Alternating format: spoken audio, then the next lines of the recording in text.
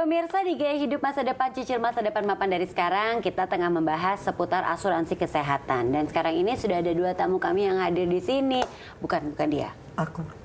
Aku tamu. Bukan. Aku mau menyapa Ibu Nona dan juga Talita Latif. Apa kabar? Baik, alhamdulillah. Sehat ya semuanya ya. Aduh, kalau ada dua orang cantik ada di sini, aku jadi bingung mana yang pakar, mana yang tamu di sini. Oke, jadi aku nggak dianggap cantik. Aku udah bosen lihat kamu. Aku mau nanya Talita dulu. Talita, kamu punya asuransi kesehatan dong?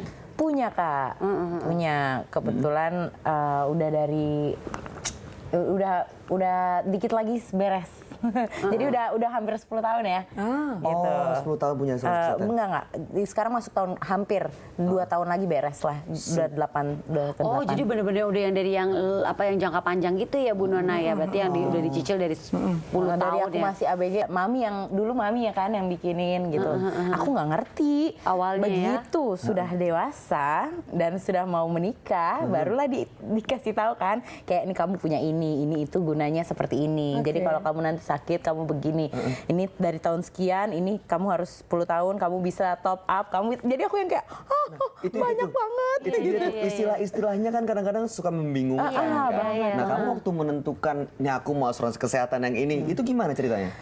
Nah itu dia, karena aku waktu di apply itu aku juga usianya juga masih muda gitu, belum seperti sekarang gitu. Jadi sekarang juga masih muda.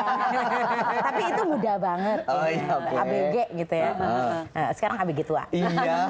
Sekarang masih muda deh pokoknya. Iya. Mami muda. Emosi lama-lama. Ya ini dia namanya mami muda. Bercanda. Itu gimana pilihnya? Jadi aku tuh pilihnya kayak karena mami yang pilih, jadi mami cuma memberikan saran adalah kalau kamu tidak sesuai sama yang ini, merasa kurang, you can top up dengan apa yang kamu mau. Tapi kalau kamu ngerasa ini lebih kemahalan, misalnya ini yang mami pilihin buat kamu bisa juga downgrade gitu. Jadi terserah aja kamu mau yang mana, karena kamu sekarang sudah adult, sudah pegang sendiri gitu. Nah, jadi aku karena waktu itu aku dikasih pilihan seperti itu ya, aku mencoba untuk memahami kan gitu. Dan kayaknya yang mami pilihin waktu itu ya udah cukup baik buat aku gitu. Sampailah aku menikah dan punya anak. Nah, akhirnya beda lagi dong. Beda lagi. Itu dibina asuransi kesehatan juga? Iya, gitu. Akhirnya fokusnya udah punya anak kan nih, gitu. Jadi yang punya kita yang penting udah ada nih. Sekarang buat si anak gitu. Nah, jadi memang biaya kesehatan itu mahal ya Mbak ya? Jelas, ya minimal sesuai dengan inflasi. Ya, dilihat dari 10 sampai dengan 14%. Belum lagi penyakit sekarang udah banyak macam-macam gitu ya. Bukan cuma biaya kesehatannya aja, penyakit beragam. Ada penyakit yang kita nggak pernah kenal bahkan sebelumnya. Nah, itu dan mahal pula. Iya, ini kan akibat yang terjadi. Bu Nona kan biasanya kalau pegawai-pegawai sebuah perusahaan itu kan dapat asuransi tuh, asuransi kesehatan dari kantor. Perlu nggak sih sebenarnya kita menambah asuransi lagi walaupun kita sudah punya asuransi yang diberikan oleh kantor? Oke, saya juga pernah ditanyakan sama teman saya seperti itu. Jawaban saya sama sebenarnya bagi orang yang udah ada asuransi dari kantor ataupun tidak, gitu ya. Karena kalau dia punya asuransi dari kantor, pertama harus baca dulu apa saja yang di-cover oleh asuransi yang disediakan oleh kantor. Ya, kalau asuransi, kalau namanya kita karyawan kan ada plafon-plafonnya. Sesuai nggak plafon itu dengan kebutuhan kita misalnya gitu ya. Kalau kita punya income yang misalnya katakanlah berkecukupan dan kita juga kerja gitu ya, kenapa tidak kita menganggap bahwa yang diberikan sama company misalnya saya rasa kurang cukup buat saya dan saya bisa memenuhi atau beli asuransi yang lain. Kenapa enggak? Itu pertama. Terus yang kedua, kadang-kadang kan karyawan pindah tuh dari satu perusahaan ke perusahaan lain.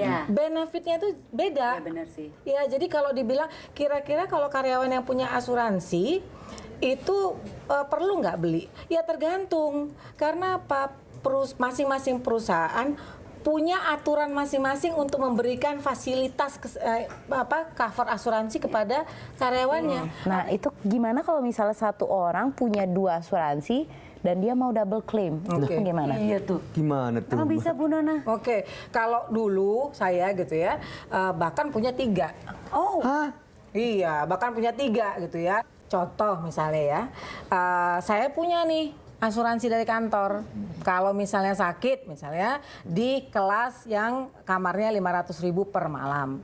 Tapi saya juga punya asuransi di tempat lain yang saya beli kebetulan katakanlah dengan kamar yang 1 juta misalnya. Gitu ya.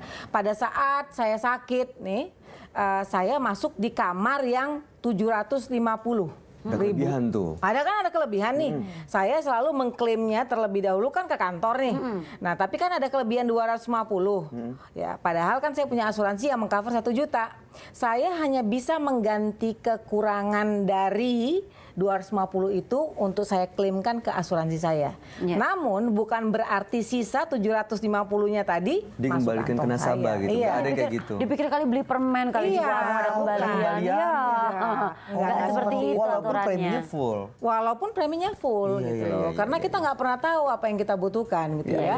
Nah, di dalam misalnya asuransi kesehatan itu kan juga ada operasi dan sebagainya. Itu kan mengikuti benefit-benefitnya. Oke. Iya. Ini kita tahan dulu nih Bu Nona nih karena seru sekali Aku mau pembahasannya. nanya lagi nih. Sabar dong, pemirsa juga. Loh, tahan dulu dong. Pemirsa juga udah nggak sabar karena ini kan menarik sekali obrolan mengenai asuransi kesehatan. Tadi pikirnya kan kalau ada kelebihan, bisa nih kita ambil kembaliannya. Enggak kali. Nah makanya pemirsa jangan kemana-mana, tetap bersama kami di Gaya Hidup Masa Depan, cicil masa depan mapan dari sekarang.